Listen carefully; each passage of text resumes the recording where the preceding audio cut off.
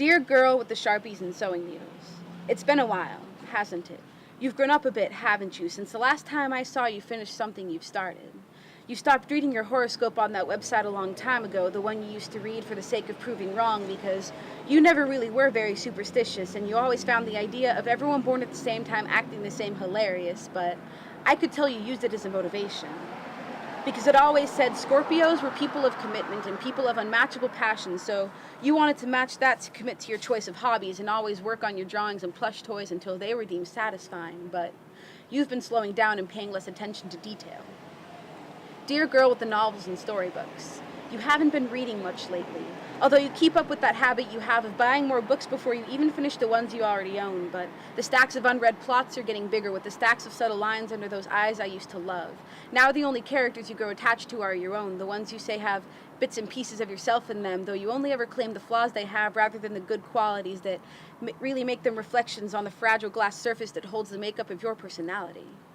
Dear girl with the rings and bracelets, your hands are always moving. They have been since you were a small child, holding pink and blue crayons in your tiny fists to make scribbles and lines that you called unicorns because they could be anything you wanted them to be.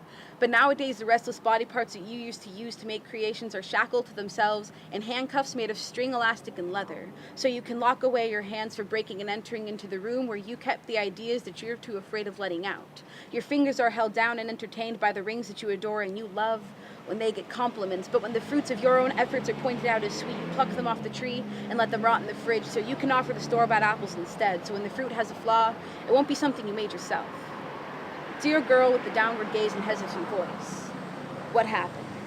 Confidence transformed into low self-esteem and an unwillingness to move, a fear of change, a phobia of anybody really listening to the words you still speak in spite of your own anxieties, and you hope your messages get lost in translation despite how desperately you want for somebody to understand you, despite how much you want to turn back time to before you turned 13 when you could stand up to your full height that everybody made fun of for being below theirs, but you would brush off their comments as you ran your words effortlessly over the tongue you never held and through the mouth you quickly learned could be used for something other than eating food and chewing out other people.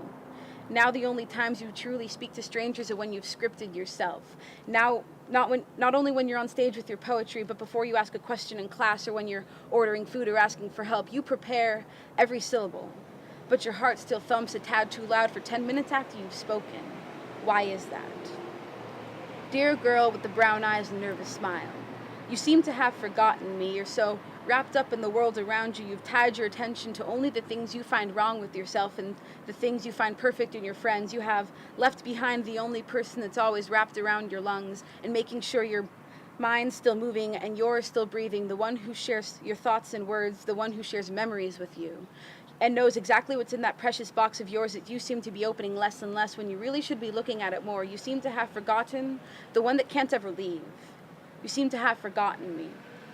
Dear girl with the silly little drawings and poems, the Sharpies, sewing needles, novels, and storybooks, the rings, bracelets, downward gaze, and hesitant voice, keep those brown eyes shining, and don't ever stop smiling.